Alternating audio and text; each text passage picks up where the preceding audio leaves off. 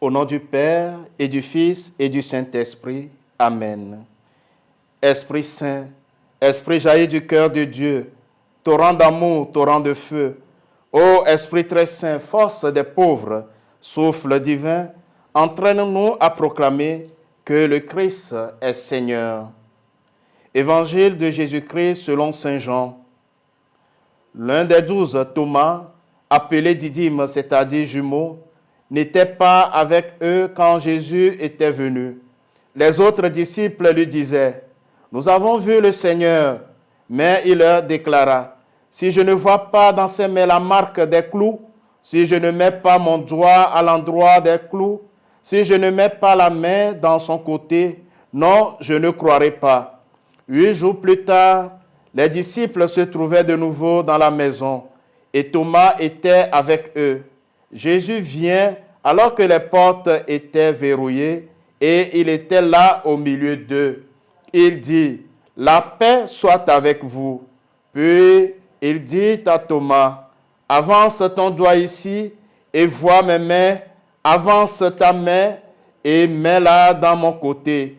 Cesse d'être incrédule, sois croyant. » Alors Thomas lui dit, « Mon Seigneur et mon Dieu. » Jésus lui dit, « Parce que tu m'as vu, tu crois.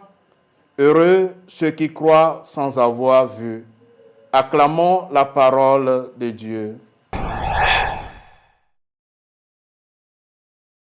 Chers frères et sœurs bien-aimés, aujourd'hui, ce lundi 3 juillet 2023, lundi de la 13e semaine du temps ordinaire année A, l'Église nous propose de fêter l'apôtre Saint Thomas. Thomas est un juif de Galilée et un des 12 apôtres de Jésus. Il se révèle d'abord fougueux et généreux lorsqu'il réagit aux paroles de Jésus qui annoncent sa mort. Allons nous aussi et nous mourrons avec lui. Jean 11, verset 16. On perçoit aussi son esprit critique dans le dialogue qui suit la scène. À Jésus qui dit, « Quant au lieu où je vais, vous en savez le chemin. » Jean 14, verset 4. Thomas répond avec vivacité, « Seigneur, nous ne savons même pas où tu vas. Comment connaîtrons-nous le chemin ?»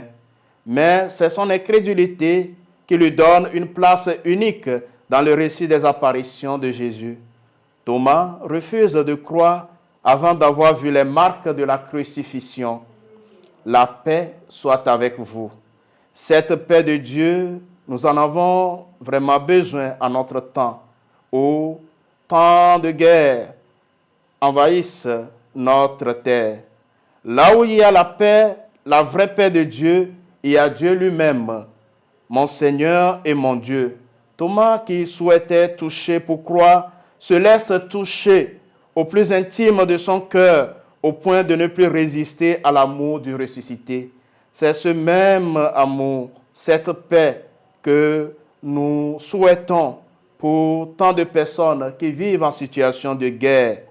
Parfois, notre Seigneur Jésus-Christ nous demande tout simplement d'être témoins de paix, d'être témoins de cette foi, cette confiance qui nous assure la paix véritable. Et nous le mettons au défi. Nous posons des conditions. Nous demandons même parfois un miracle ou nous demandons des comptes au sujet des demandes que nous faisons dans nos prières. Mais grâce à cet évangile, nous savons maintenant que le Christ ne nous juge pas et que nous ne pouvons pas dépasser toutes ces frontières afin de venir à sa rencontre sur le chemin de la foi si lui-même ne nous accorde pas cette paix. Ouvrons donc nos cœurs pour que nous puissions reconnaître la présence et la paix de Dieu dans notre vie. Frères et sœurs en Christ, accueillons cet amour de Dieu dans notre vie. Que saint Thomas prie pour nous. Le Seigneur soit avec vous. Que Dieu Tout-Puissant vous bénisse, le Père et le Fils et le Saint-Esprit. Amen.